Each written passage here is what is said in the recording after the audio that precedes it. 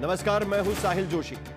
दंगल में आपका स्वागत है। आज 22 मई 22 अप्रैल को पाकिस्तानी आतंकवादियों ने भारत को बेहद गहरा जख्म दिया था। पहलगाम के बैसरन घाटी में 26 पुरुष धर्म पूछने के बाद मार डाले गए। ये लोग भारत के 15 अलग अलग राज्यों के रहने वाले थे। इस आतंकवादी घटना के बाद आक्रोशित भारतीयों की भावना के अनुरूप भारत सरकार ने पाकिस्तानी आतंकवाद के खिलाफ जीरो टॉलरेंस की नीति पर ऑपरेशन सिंदूर शुरू किया। 7 मई के अटैक में भारत का वो प्रण नजर आया जब भारतीय सेना ने पाकिस्तान के अंदर लश्कर और जैश के आतंकी ठिकानों को ध्वस्त कर दिया। अब पाकिस्तान के सामने भारत ने 3 सूत्री विकल्प रख दिया है। भारत में कोई आतंकवादी हमला हुआ तो अंजाम पाकिस्तान को भुगतना पड़ेगा। भारत अब पाकिस्तान की एटमी धमकियों से बिल्कुल नहीं डरेगा और पाकिस्तान में सरकार और आतंकवादी अब अलग अलग नहीं माने जाएंगे। भारत के इसी मंत्र को आज पीएम मोदी ने राजस्थान के बीकानेर से दोहराया है। पीएम मोदी ने कहा है कि आतंकवादियों को कल्पना से भी बड़ी सजा देने और मिट्टी में मिलाने का संकल्प सेना के शौर्य से पूरा हुआ है। मार्क करिएगा, सेना के शौर्य से पूरा हुआ है। लेकिन सरकार पहले कह चुकी है कि आतंकवाद के खिलाफ भारत का ऑपरेशन सिंदूर खत्म नहीं हुआ है, क्योंकि अभी पहलगाम के वो 3 बंदूकधारी पाकिस्तानी आतंकवादियों का हिसाब बाकी है जिन्होंने धर्म पूछकर बैसरन घाटी में नरसंहार किया था। अभी पाकिस्तान में छिपे बैठे उन आतंकवादियों के आका हाफिज सईद, मसूद अजहर, लखवी जैसे तमाम सरगनाओं का सिर सही सलामत है। अभी भी उनको चोट नहीं पहुंची है। अभी पाकिस्तान की फौज को दहशतगर्दों की टोली में तब्दील करने वाले मौलाना मुनीर के मंसूबे पूरी तरीके से धाराशाही नहीं हुए हैं। तो पहलगाम के 30 दिन बाद भारत ने आतंक से लड़ाई में कितनी कामयाबी पाई है और आगे कितनी लड़ाई बाकी है, इसी मुद्दे पर आज के दंगल में हम चर्चा करेंगे। लेकिन पहले यह रिपोर्ट देख लेते हैं।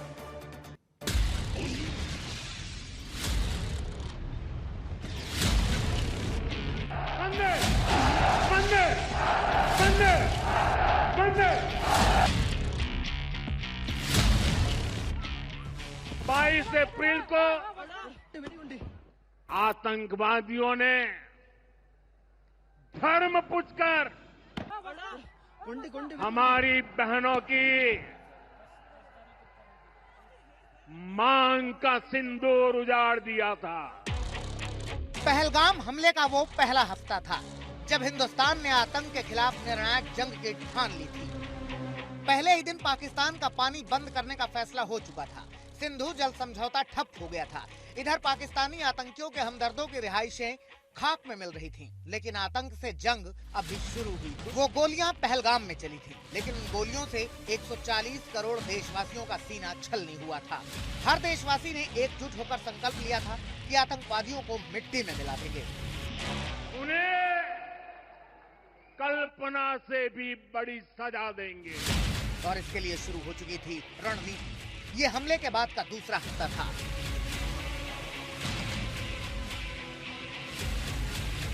आतंकी ठिकानों की पहचान पुख्ता कर ली गई थी। पीएम मोदी तीनों सेनाओं के प्रमुखों के साथ खुद रणनीति बना रहे थे। दुश्मन मुल्क दहशत के मारे काउंटडाउन गिन रहा था। फिर तीनों सेनाओं ने मिलकर ऐसा चक्रव्यूह रचा कि पाकिस्तान को घुटने टेकने के लिए मजबूर कर दिया। 22 तारीख के हमले के जवाब में हमने 22 मिनट में आतंकियों के 9 सबसे बड़े ठिकाने तबाह कर दिए। दुनिया ने और देश के दुश्मनों ने भी देख लिया कि जब सिंदूर बारूद बन जाता है तो नतीजा क्या होता है। जो सिंदूर मिटाने निकले थे उन्हें मिट्टी में मिलाया है। जो हिंदुस्तान का लहू बहाते थे आज कतरे कतरे का हिसाब चुकाया है। जो सोचते थे भारत चुप रहेगा, आज वो घरों में डूब डूब के पड़े हैं। जो अपने हथियारों पर घमंड करते थे, आज वो मलबे के ढेर में दबे हुए हैं। ये शोध प्रतिशोध का खेल नहीं, ये न्याय का नया स्वरूप है।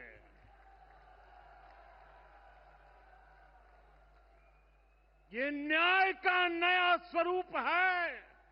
ये ऑपरेशन सिंदूर है। ये सिर्फ आक्रोश नहीं है, ये समर्थ भारत का रौद्र रूप है।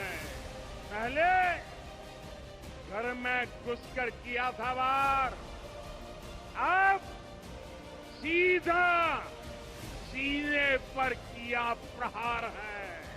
ऑपरेशन सिंदूर नए भारत में आतंक के खिलाफ युद्ध का नया उद्घोष था। भारत ने पाकिस्तानी दहशत के खात्मे के 3 सूत्र साफ कर दिए थे। पहला,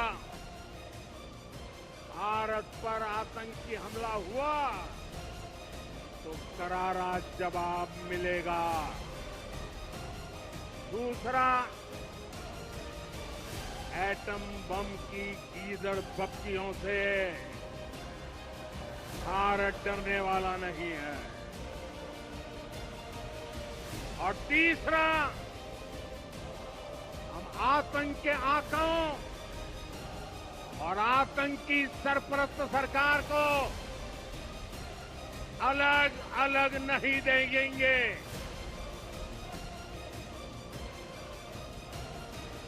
चौथा हफ्ता आते तक पाकिस्तानी आतंक के खिलाफ लड़ाई का मोर्चा दुनिया के मंच तक पहुंचने लगा था। भारत से सभी दलों के 51 सांसद और 8 राज्य नहीं 4 महादेशों के 33 देशों में पाकिस्तान के महापाप का पर्दाफाश करने पहुंचने लगे थे, क्योंकि पहलगाम का हिसाब अभी अधूरा था। मोदी का दिमाग ठंडा है, ठंडा रहता है, लेकिन मोदी का लहू गर्म होता है।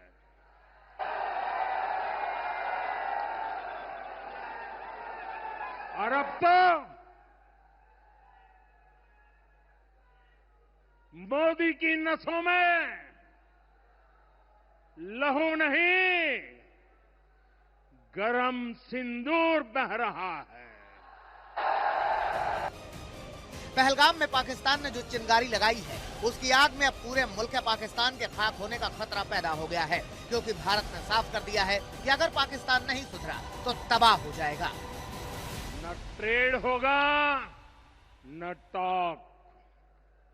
अगर बात होगी तो सिर्फ पाकिस्तान के कब्जे वाले कश्मीर की, पीओके की।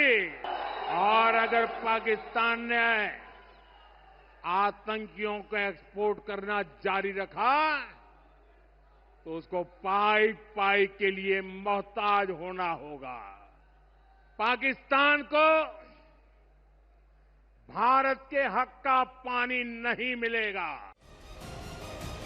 अब गेंद पाकिस्तान के पाले में है। हिंदुस्तान ने पाकिस्तान के सामने टेरर खत्म करने का एकमात्र टारगेट रखा है। अगर पाकिस्तान टारगेट पूरा करता है तो ठीक, वरना हिंदुस्तान का ऑपरेशन सिंदूर एक्टिव रहेगा। आज तक ब्यूरो। तो क्या पाकिस्तान को सबक मिल चुका है? तो क्या पाकिस्तान अब इस तरीके की हरकतें करने से बाज आएगा? और एक बात, 1 महीना हो गया है, लेकिन अभी तक वो आतंकी कब्जे में नहीं आ पाए हैं जिन आतंकियों ने 22 तारीख को भारत के 26 पुरुषों को मार गिराया था, धर्म पूछकर मार गिराया था।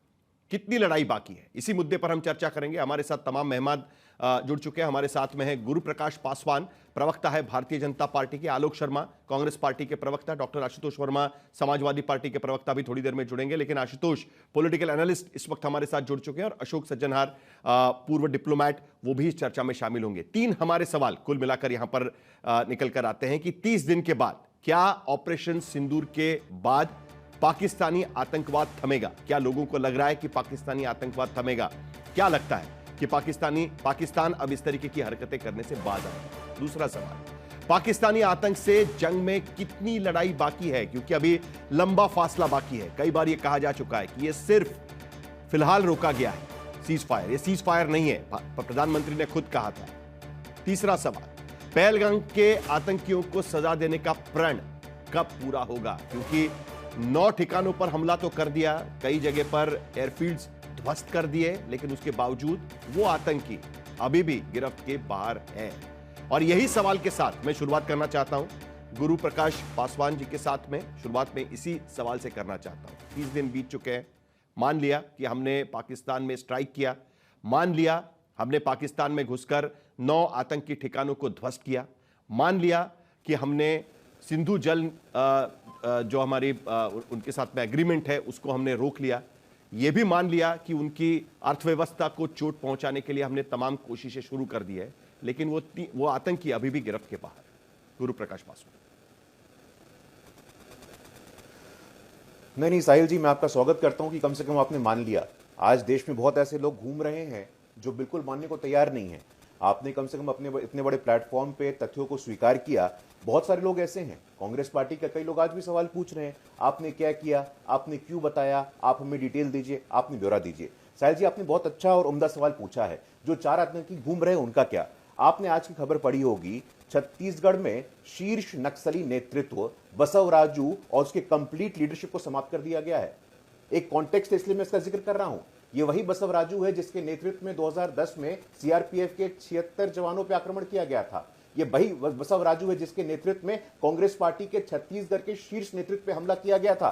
लेकिन हमने प्रण लिया था, हमने संकल्प लिया था और उस संकल्प को पूरा किया। जब आज कंप्लीटली हम कह सकते हैं, दावे के साथ कह सकते हैं कि नक्सलवाद जो हमारी आंतरिक सुरक्षा के लिए सबसे बड़ा खतरा था, ऐसा कांग्रेस समय में प्रधानमंत्री मनमोहन सिंह कहते थे। जो 240 डिस्ट्रिक्ट में फैला था, आज 25 से कम जिलों में फैला है। हम जो संकल्प लेते हैं उसको पूरा करते हैं। और आज प्रधानमंत्री जी ने बीकानेर की धरती से यह स्पष्ट कर दिया है, जिसका जिक्र आपने भी किया, कि अब हमारे जो व्याकरण है, हमारे जो टॉकिंग पॉइंट्स है, वो टॉकिंग पॉइंट सिर्फ एक विषय पर केंद्रित रहेगा और वो है पाक अधिकृत कश्मीर। हम आगे किसी भी विषय पर उनसे बात नहीं करने वाले हैं, ना हम शर्मिल शेख जाने वाले हैं, ना कोई वार्ता करने वाले हैं, ना कैंडल लाइट विजिल निकालने वाले हैं। हमने स्पष्ट कर दिया है, प्रधानमंत्री जी ने स्पष्ट कर दिया है कि आज के बाद हमारे फोर्सेस को पूरी ऑपरेशनल फ्रीडम दिए हुए है और आज भी ऑपरेशन सिंदूर जारी है। और आपको मैं इसलिए जिक्र कर रहा हूं क्योंकि कई लोग पूछ रहे हैं, क्यों बताया, कैसे बताया? हमें बताइए। कोई ऑपरेशन यदि चल रहा हो तो उसकी डिटेल्स हम बता सकते हैं क्या?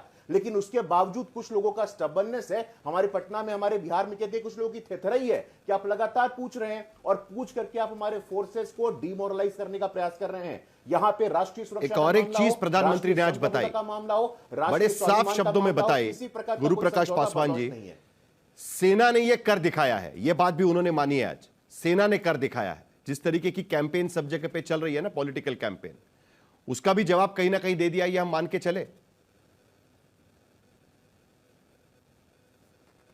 नहीं, निश्चित रूप से नहीं। देखिए क्या है साहिल जी, कि सुबह का भूला शाम को घर आ जाए तो उसको भूला नहीं कहते हैं। लेकिन लगातार ये तीसरी बार हो रहा है। तीसरी बार कांग्रेस पार्टी एक सेल्फ वॉर की तरफ अग्रसर हो रही है। जब उरी में सर्जिकल स्ट्राइक हुआ, सबूत दीजिए आप। बालकोट में हुआ, सबूत दीजिए आप। तीसरी बार कांग्रेस पार्टी में ही एक प्रकार की दुविधा चल रही है। मुझे समझ में नहीं आता है, जिस मल्टी पार्टी का डेलीगेशन का स्वागत आनंद शर्मा कर रहे हैं, जहां पे खुद शशि थरूर जा रहे हैं, शशि थरूर और विक्रम मिश्री की बातचीत में, शशि थरूर मैं बताना चाहता हूं कि parliamentary standing committee on external affairs के अध्यक्ष हैं, वहां विक्रम मिश्री ने जब कह दिया कि कोई दूसरा देश इंक्लूडिंग यूएस, बहुत बड़ी बात है ये आलोक शर्मा जी, लेकिन उसके बावजूद कांग्रेस 30 दिन में ये भी बदला है, किसने मीडिएशन कराया, ये गलत बात है। तथ्यों पर बात होनी चाहिए। देखिए, आखिरकार भारतीय जनता पार्टी की सरकार ने भी यह मान लिया कि जिन पर आरोप लगाया गया था कि जॉर्ज सोरोस के साथ आपके संबंध है, आज वही देश का डेलीगेशन लीड कर रहे हैं अमेरिका में। कांग्रेस भी कुछ चीजें मान लिए, हुआ है, स्ट्राइक किया गया, सबक सिखाने की कोशिश की गई, अर्थव्यवस्था को चोट पहुंचाने की कोशिश की जा रही है। कौन सी चीजें आप मान रहे हैं? पिछले 30 दिन में क्या बदला है भारत में? देखिए, मुझे तो लगता है कि बहुत कुछ बदला है। हमारी सेनाओं ने पाकिस्तान को मुंहतोड़ जवाब दिया है। हमारी सेनाओं ने पूरी तरह से उनकी कमर तोड़ने का काम किया है। जो बदला है वो पूरे देश ने देखा है और जो नहीं बदला है वो भी पूरा देश देख रहा है। क्या क्या नहीं बदला है कि मोदी जी की आज भी भावनात्मक शब्दों के साथ भाषणबाजी आज भी जारी है। सेना के पीछे छिपकर, सेना के नाम पर, सेना के पुरुषार्थ के ऊपर वोट मांगने का काम आज भी जारी है। आज भी भाषणबाजी जारी है, ये नहीं बदला है।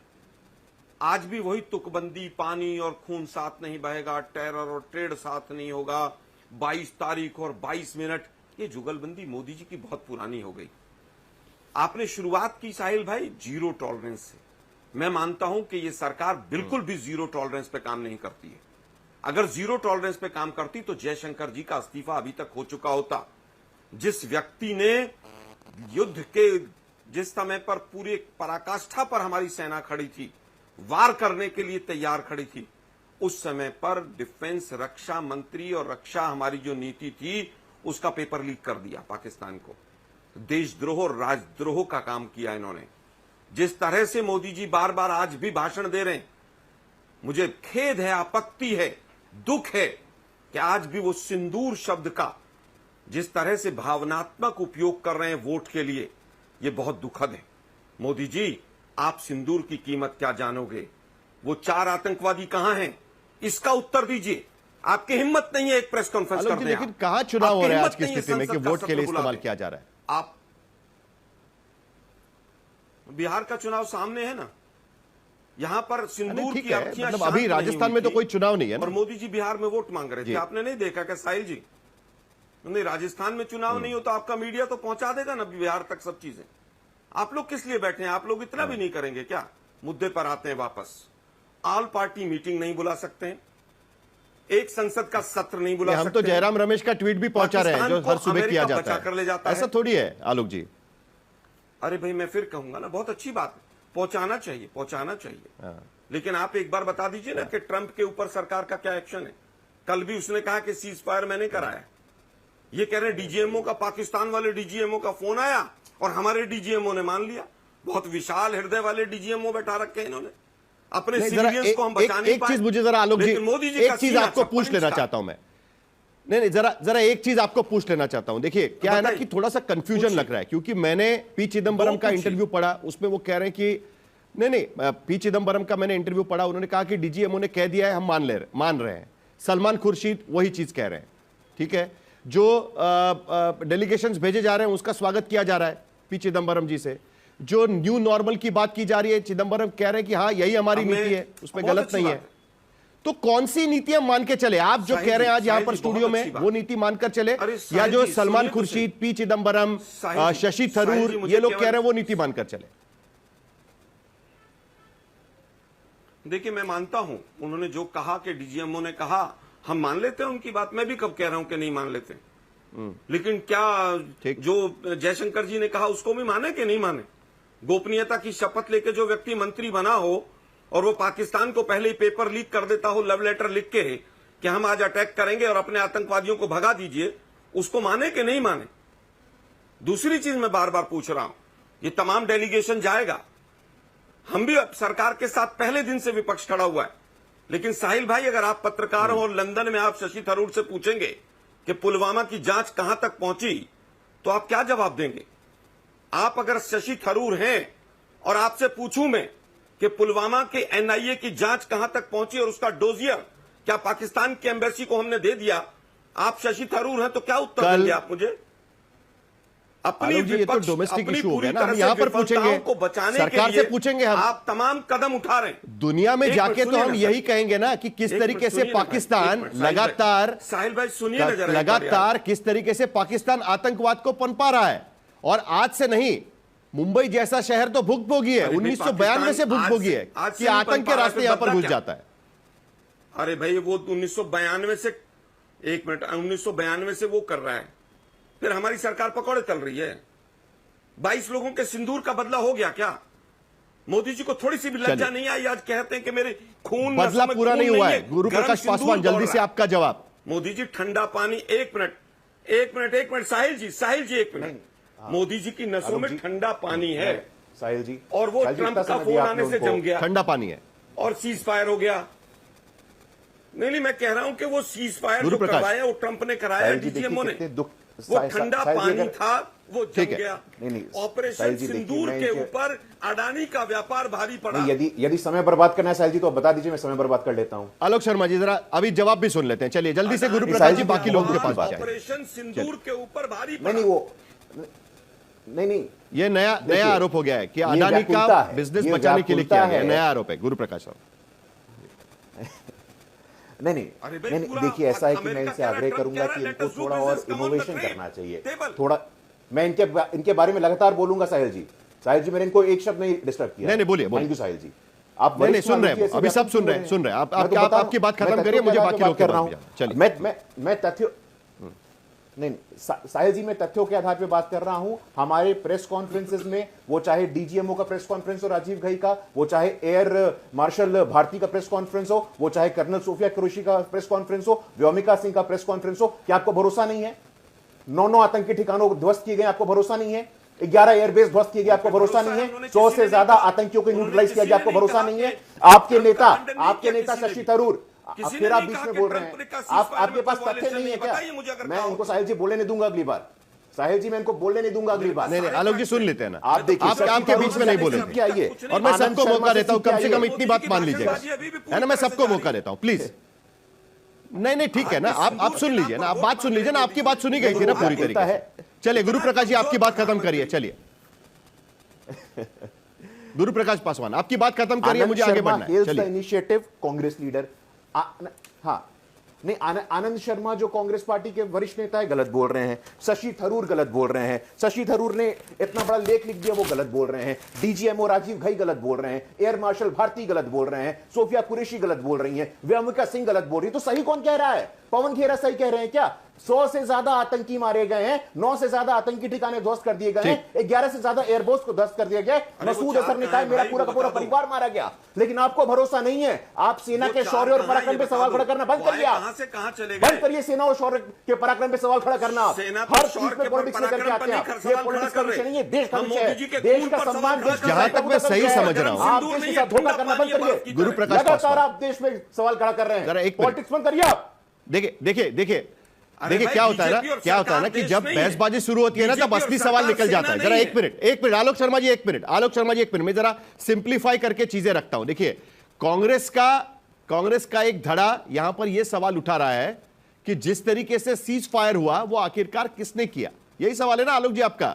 सही है ना गुरु प्रकाश जी? सवाल यहां पर वो उठाने की कोशिश कर रहे हैं। बिल्कुल। देखिए, बाकी तो 9 ठिकाने ध्वस्त किए वगैरह, वो सब चीज तो वो मान रहे हैं। अभी भी उनके मन में वही सवाल है। और दूसरा सवाल उनके मन में शायद ये लग रहा है, कांग्रेस के एक धड़े के, कि अभी भी पाकिस्तानी आतंकवाद नहीं थम पाएगा। यही कहीं ना कहीं कहने की वो कोशिश कर रहे हैं। गुरु प्रकाश जी, जल्दी से उसके बाद आशुतोष वर्मा के पास भाई, नोटबंदी के बाद भी थम गया था।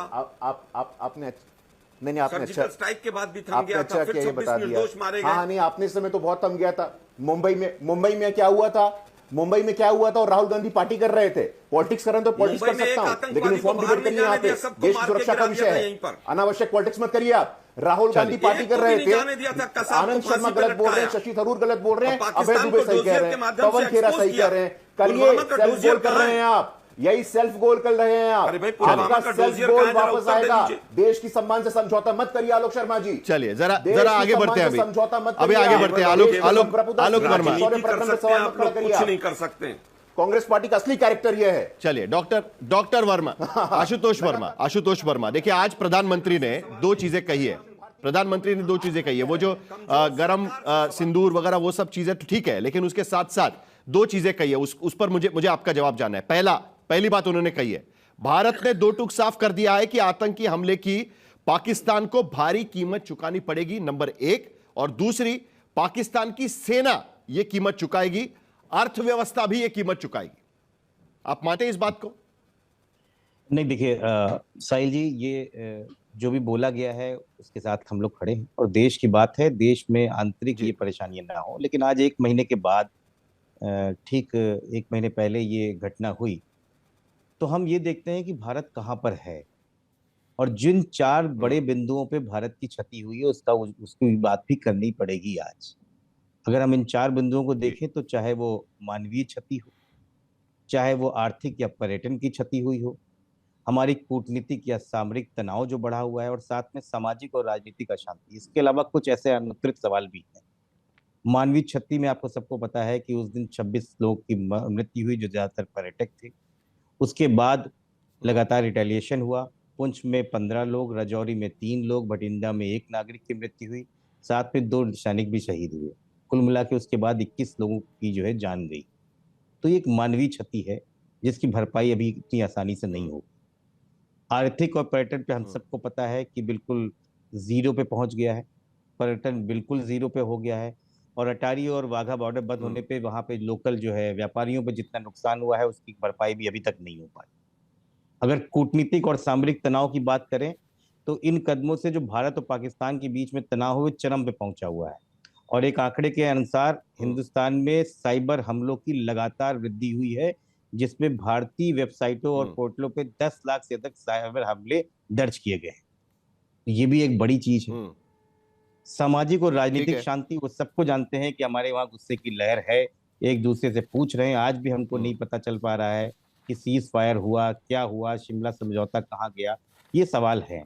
और सवाल जो अनुत्तरित हैं कि जो भी हमारे आतंकी थे, जिम्मेदार आतंकी, क्या वो पकड़े गए कि नहीं पकड़े गए? 200 किलोमीटर सीमा के पार ये आतंकी कैसे अंदर आए? सब ऑल पार्टी मीटिंग में भारतीय जनता पार्टी ने इस बात को माना कि इंटेलिजेंस फेल हुआ है। अगर इंटेलिजेंस फेल हुआ था तो अकाउंटेबिलिटी किस पे है और अकाउंटेबिलिटी के लिए आगे क्या किया गया है? आज ये सवाल 2 दिन पहले फिर आया, विदेश मंत्री ने कहा कि बड़ा असमंजस में डाल दिया कि हमने आतंकी देश को बता दिया है कि हम यहाँ अटैक करेंगे, यहाँ अटैक नहीं करेंगे। तो ये एक बड़ा डाइसी टाइप का स्टेटमेंट था।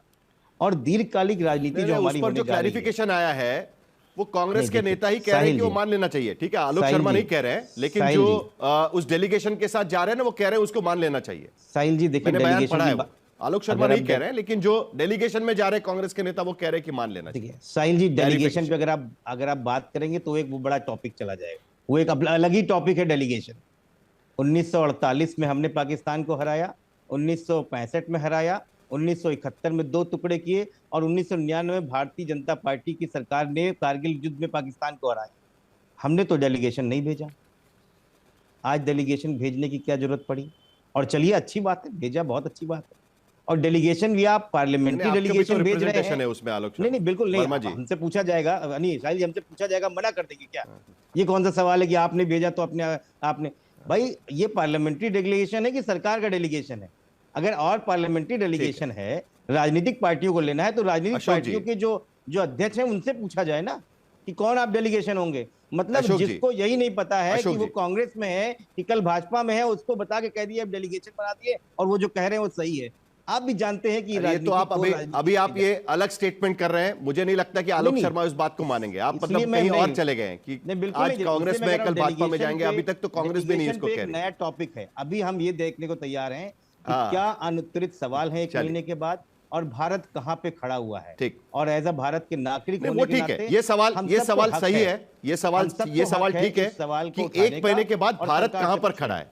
और यही सवाल लेकर मुझे अशोक जी के पास जाना है, क्योंकि ये बात तो ठीक है, आशुतोष जी आपके पास भी आऊंगा, लेकिन ये सवाल लेकर मुझे आपके पास आना है कि आज की स्थिति में अब भारत कहां खड़ा है।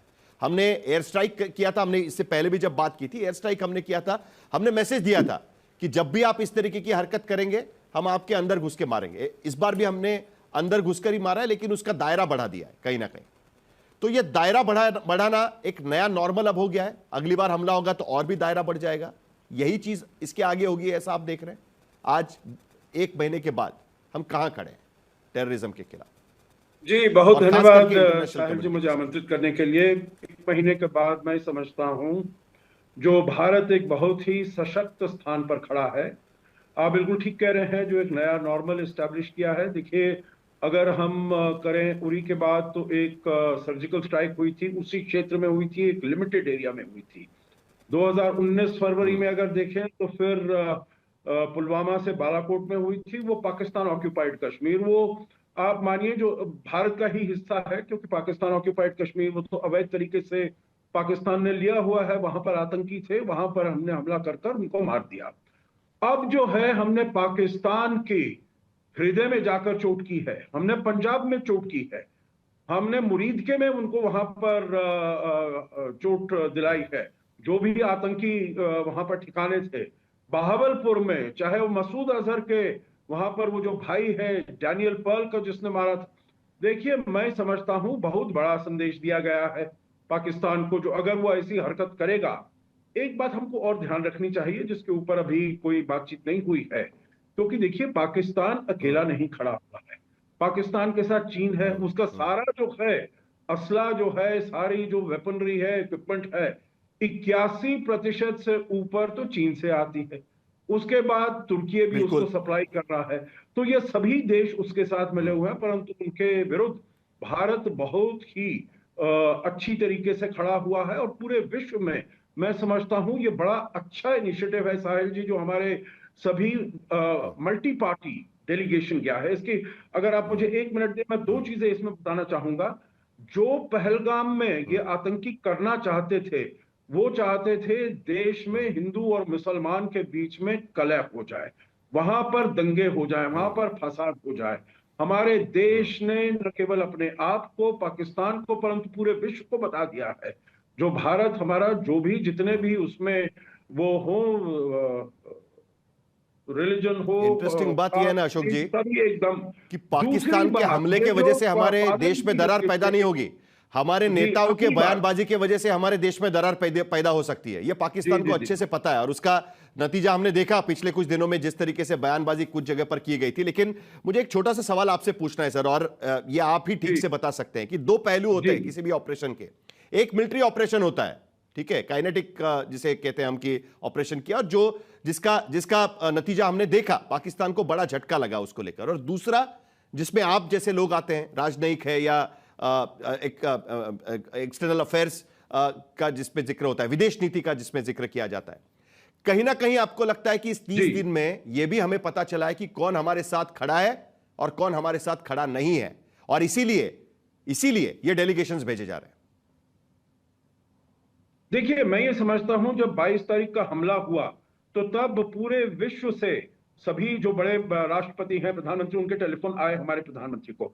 उन्होंने सभी ने इसको बहुत ही कड़े शब्दों में इसको कंडेम किया और ये कहा जो भारत को पूरा अधिकार है अपने इन जो भी विक्टिम्स हैं उनको न्याय देने के लिए, और जिन्होंने ये काम किया है उनके विरुद्ध काम करने के लिए। तरीके को लेकर दिक्कत लगी मेरे ख्याल से।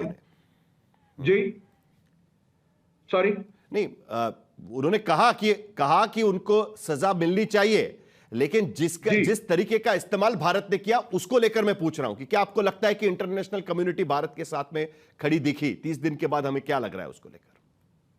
देखिए, मैं समझता हूं जो उसके बाद, क्योंकि दोनों देशों के पास न्यूक्लियर वेपन्स हैं, पाकिस्तान न्यूक्लियर ब्लैकमेल का हमेशा से इस्तेमाल करता आया है। हमने ये बता दिया जो हम न्यूक्लियर ब्लैकमेल से उनके ये जो खौफ दिखाते हैं, ये इससे हमारे ऊपर, हमारे एक्शंस पर कोई अंकुश नहीं लगेगा। ना हमने बालाकोट में ये होने दिया, ना उरी में होने दिया, और ना अभी होने दिया। ये बड़ी बात है, ये बड़ी बात है, और इसलिए बड़ी बात है। एक बार नहीं, 2 बार हमने ये करके दिखाया जी। ये नया नॉर्मल की बात की जा रही है। आशुतोष, क्या हम आप भी ये बात देख रहे हैं कि अब भारत की तरफ से एक नया नॉर्मल सेट किया गया है, या फिर जो मैंने पूछा कि इसके 2 हिस्से होते हैं, एक काइनेटिक एक्शन और उसके बाद जो फॉलो किया गया विदेश नीति का एक्शन, ये दोनों को लेकर 30 दिन के बाद भारत कहां खड़ा है? आशुतोष साहिल, आपके सवाल का जवाब देने के पहले मैं प्रधानमंत्री जी की तारीफ करना चाहता हूं, क्योंकि प्रधानमंत्री जी ने जिस तरीके की डायलॉग लिखे हैं वो तो अद्भुत है। उन्होंने क्या कहा? उन्होंने कहा है कि मेरी रगों में लहू नहीं सिंदूर बहता है। मतलब ये आने वाले 50 साल 60 साल तक याद रखा जाएगा इस डायलॉग को, और गजब का डायलॉग है। मुझे लगता है कि सलीम जावेद भी मात खा गए उसमें। खैर वो छोड़िए। देखिए, 3 सवाल है। जब आप ये सवाल पूछते हैं कि 22 अप्रैल के पहले और 22 मई के बाद क्या फर्क आया है, मेरा एक ही पैमाना है। पैमाना यह है कि 22 अप्रैल के पहले क्या आज कोई ये गारंटी दे सकता है कि भारत में फिर आतंकवादी हमला होगा या नहीं होगा? अगर हमला होता है तो फिर इसके लिए जिम्मेदार कौन होगा? पाकिस्तान को सबक अगर नहीं मिलता है और पाकिस्तान अपने आर्मी चीफ को फील्ड मार्शल का प्रमोशन दे देता है, इसका मतलब यह है कि उसके हौसले बुलंद है, उसने कोई सबक नहीं सीखा है। हम भले ही अपनी पीठ खूब थपथपा रहे हैं, प्रधानमंत्री जी खूब थपथपा रहे हैं, पूरा देश थपथपा रहा है, लेकिन सवाल यह पाकिस्तान ने क्या सीखा? कौन इस बात की गारंटी देगा कि अब देश के अंदर फिर कभी आतंकवादी हमले नहीं होंगे, फिर लोगों की जानें नहीं जाएंगी? कोई गारंटी नहीं दे सकता। तो फिर पाकिस्तान ने क्या सबक सीखा? सवाल नंबर 2, प्रधानमंत्री जी कह रहे हैं हम पीओके पर बात करेंगे। क्या बात करेंगे? भारत के संसद का सर्वसम्मति से पास किया हुआ प्रस्ताव है कि पीओके हमारा है, यह प्रस्ताव है। तो पाकिस्तान से बात क्यों करेंगे? जो हमारा है उसके लिए पाकिस्तान से क्यों बात करेंगे? वो तो छीनना है हमें। और ऑपरेशन सिंदूर के समय वो गोल्डन अपॉर्चुनिटी थी जब हम पीओके छीन सकते थे और हमने पीओके नहीं छीना। तीसरा, आज प्रधानमंत्री जी ने बीकानेर में कहा है कि हम आतंकवादी और आतंकवादियों को सपोर्ट करने वालों में फर्क नहीं करते। अगर नहीं करते तो जब ऑपरेशन सिंदूर हो रहा था तो पाकिस्तान की सेना को क्यों बता रहे थे कि हम आपके ऊपर हमले नहीं कर रहे, हम आतंकी संगठनों के ऊपर हमले कर रहे हैं? इसका मतलब आपने ऑपरेशन सिंदूर के दौरान सेना को क्लियर कट संदेश नहीं दिया था। इसीलिए सेना को बताया जा रहा था कि भाई आपके ऊपर हम नहीं कर रहे हमले। अरे जो आतंकवाद की जननी है, जो आतंकवाद को सपोर्ट नहीं करता बल्कि आतंकवाद को पैदा करता है, आतंकवादियों को पैदा करता है, जो हाफिज सईद को अपने घर में जगह देता है, जो अजहर मसूद को अपने घर में जगह देता है, आप उस पाकिस्तानी की फौज को आप फोन करके बता रहे हैं हम आपके ऊपर हमला नहीं कर रहे हैं जी, हम तो आतंकी संगठनों पर कर रहे हैं। ये क्यों? तो मुझे इन तीनों सवालों के जवाब जब नहीं मिलते हैं तो मेरे मन में सवाल पैदा हो जाता है कि ये सीजफायर बिना शर्त क्यों किया गया? अटल बिहारी वाजपेयी ने करगिल में शर्त क्यों किया गया? लगाई थी, बिना शर्त क्यों किया गया? हम ये शर्त रखते ना कि हम पाकिस्तान, ये हमारा ऑपरेशन तब तक खत्म नहीं होगा जब तक हाफिज सईद को आप हमारे कदमों में लाके नहीं दे दोगे, जब तक आप जैश ए मोहम्मद के चीफ को हमारे कदमों में लाके नहीं दे दोगे, जब तक पाकिस्तान इन राइटिंग नहीं कहेगा कि हम आतंकवाद को सपोर्ट नहीं करेंगे। हमने तो बिना शर्त कर दिया ना। कुछ बड़े सवाल उठाए हैं आशुतोष ने। गुरु प्रकाश पासवान, आपके पास में आऊंगा, लेकिन एक बड़ी खबर इस वक्त और एक आ रही है। राहुल गांधी, नेता विपक्ष, जम्मू के पूंछ के दौरे पर जा सकते हैं। अभी अभी खबर आ रही है पाकिस्तानी हमले के पीड़ितों से मिलने के लिए, क्योंकि थोड़ी दिन पहले जब उमर अब्दुल्ला ने इंडिया टुडे से बात की थी तब उन्होंने भी कहा था कि उनके बारे में कोई बात नहीं कर रहा है। यह बात सही है कि जो पहलगाम में हमला हुआ जिसमें लोग मारे गए उनके बारे में बात होनी चाहिए, लेकिन इन लोगों के बारे में जो क्रॉस बॉर्डर फायरिंग में, शेलिंग में मारे गए, उनके बारे में कौन बात करेगा? राहुल गांधी वहां पर जा रहे हैं। 24 मई को पूंछ दौरे पर जा सकते हैं राहुल, सीमा पार गोलीबारी के पीड़ितों से मिलेंगे। गुरु प्रकाश पासवान, इनके बारे में भी बात होनी चाहिए क्योंकि पिछले 30 दिनों में 22 तारीख के बाद जो सीमावर्ती इलाके में लोग मारे गए हैं वो भी काफी संख्या में मारे गए। और उसके साथ साथ आशुतोष ने भी कुछ सवाल उठाए हुए हैं। नहीं, देखिए, पहला तो मैं एक जो आपके शो पे लगातार साहिल जी और आपने भी इस बात का खंडन किया, मैं पुनः इस बात का खंडन करना चाहता हूं कि लगातार एक मिस इन्फॉर्मेशन को पेडल किया जा रहा है, लगातार एक गलत जानकारी और जिसका तथ्यों से कोई संबंध नहीं उसको बोला जा रहा है कि पाकिस्तान को पहले जानकारी दे दी गई। आप कहना क्या चाहते हैं? डीजीएमओ ने झूठ बोला है क्या? आप कहना क्या चाहते हैं? आप लगातार इस मिस इन्फॉर्मेशन। एक सेकंड गुरु प्रकाश पासवान जी, थोड़ा सा फर्क है। जो आलोक शर्मा कह रहे थे और आशुतोष कह रहे थे उसमें थोड़ा सा फर्क है। आशुतोष ये सवाल उठाने की कोशिश कर रहे हैं कि जब एक बार हमने पाकिस्तान को साफ कर दिया है कि हम मिलिट्री और आतंकवादियों में फर्क नहीं करते, तो उनका यह पूछना है कि उसके हमला करने के बाद भी उनको कांटेक्ट करके यह बताने की क्या जरूरत थी कि हम आप पर हमला नहीं कर रहे, सिर्फ आतंकी ठिकानों पर हमला कर रहे हैं। यह सिर्फ फर्क है दोनों के स्टेटमेंट। गुरु प्रकाश पासवान, जो मुझे समझ में आ रहा है। नहीं, देखिए फर्क मैं पुनः स्पष्ट, मैं पुनः स्पष्ट कर देना चाहता हूं। 11 मई को डीजीएमओ राजीव घई जी का प्रेस कॉन्फ्रेंस है। उस प्रेस कॉन्फ्रेंस में उन्होंने जो बातों को कही है उसी बातों को जयशंकर जी ने दोहराया है। तो जानबूझ करके इस बात को बार बार बोलने से कोई सत्य, उसका तथ्य बदल जाएगा, मुझे नहीं लगता कि ऐसे कोई संबंध है। दूसरा, इसके संदर्भ को हमें समझने की आवश्यकता है। हमने ये स्पष्ट कर दिया था आपके मिलिट्री इंस्टॉलेशंस को, आपके सिविलियन इंस्टॉलेशंस को हमें कोई इतराज नहीं है, लेकिन आपका जो टेरर इंफ्रास्ट्रक्चर है, आपके टेरर इंफ्रास्ट्रक्चर पे हमारा आक्रमण होगा और हमने उस आक्रमण को किया है। लेकिन बार बार जानबूझ करके, मुझे नहीं मालूम है कि कांग्रेस पार्टी इसके पीछे क्या मंशा करना चाहती है। देखिए साहिल जी, एक योजनाबद्ध तरीके से हमारे सेना के मोराल को डाउन करने का प्रयास किया जा रहा है और कोई रैंडम नेता नहीं है। कांग्रेस पार्टी के अध्यक्ष, कांग्रेस पार्टी के फेस मल्लिकार्जुन खड़गे जी ने कहा है, आपने परसों देखा होगा कि उन्होंने कर्नाटक में अपने पब्लिक रैली के भाषण में कहा है कि ऑपरेशन सिंदूर एक छिटपुट युद्ध था, एक छिटपुट युद्ध था, इसीलिए एक छिटपुट युद्ध था, इसीलिए 100 उनके आतंकी न्यूट्रलाइज हो गए। मुझे लगता है गलत बात है। अजय राय की राय कांग्रेस की राय, कांग्रेस की राय नहीं है। अजय राय जो कहे, चरणजीत सिंह चन्नी जो कहे, सीतारामैया जो कहे, वो सही है। आपको जवाब देना चाहिए। गुरु प्रकाश भाई ने बहुत अच्छा सवाल उठाया, मैं इसका उत्तर देता हूं। मैं बिल्कुल गुरु प्रकाश भाई आपका उत्तर दे रहा हूं। कम से कम खड़गे जी ने ये तो कहा कि छुटपुट युद्ध था, हमारी सरकार तो कह रही है युद्ध ही नहीं था। अब क्या करें सरकार का? हमारा सवाल सेना से नहीं है, हमारा सरकार सोती हुई सरकार से है। हमारा सवाल जयशंकर से है जिन्होंने जयचंद का काम किया है। हमारा सवाल उनसे है जो मंगलसूत्र और सिंदूर के नाम पर वोट मांगते घूम रहे हैं। हमारा सवाल उनसे है जो धर्म की बात तो करते हैं, लेकिन 4 आतंकवादी कहां चले गए उसके जवाब की बात करते हैं तो मुंह में दही जम जाती है। हम बार बार पूछ रहे हैं, क्या आप मुझे केवल ये बताइए सीज फायर की क्या शर्तें थी, किसी को नहीं पता है। हम पूछ रहे हैं उनसे, चाइना तो हथियार सप्लाई कर रहा था, क्या चाइना से व्यापार बंद करेंगे? तो क्या इस बार कार्रवाई पे सवाल नहीं है गुरुप्रकाश पासवान जी। युद्ध के समय पर भी पाकिस्तान से व्यापार चलता रहा। मैं फिर कहूंगा 50 से ज्यादा सिविलियन चले गए, इसका जिम्मेदार कौन है? विदेश मंत्री जयशंकर के विषय में उन्होंने जो शब्दों को कहा, हमारा समय होगा, आतंकी हमले क्या 30 दिन के बाद, चलिए मैं समाप्त कर देता हूं। आखिर में गुरुप्रकाश पासवान जी, आप सरकार को रिप्रेजेंट कर रहे हैं, इसके लिए आखिर में समाप्त करना चाहता हूं मैं। क्या आज देश को हम ये कह सकते हैं कि इसके आगे, ये न्यू नॉर्मल होने के बाद इसके आगे अब भारत में आतंकी हमले नहीं होंगे? इतना बता दीजिए, मेरे पास समय खत्म हो रहा है, 30 सेकंड आखिर के। गुरुप्रकाश पासवान का पैसा बर्बाद हो गया, IMF में एक देश ने साथ नहीं दिया हमारा। हमने पुलवामा के बाद एक्शन लिया, पुलवामा के बाद एक्शन लिया, 6 साल तक शांत।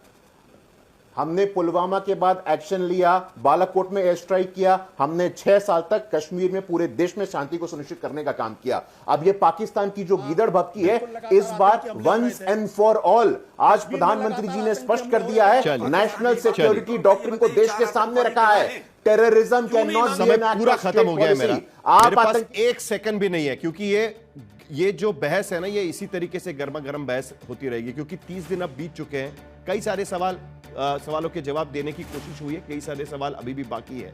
एक बात जरूर देखनी होगी कि क्या सचमुच में जो पहलगाम पे जिन्होंने हमला किया वो आतंकी अभी कहां है, इसका जवाब अभी तक नहीं मिल पाया है। और सबसे बड़ा सवाल, क्या इसके बाद कम से कम पाकिस्तान सबक सीखेगा? जनरल मुनीर को फील्ड मार्शल बनाने वाला पाकिस्तान अब क्या आतंकी हमलों को सपोर्ट करना बंद करेगा?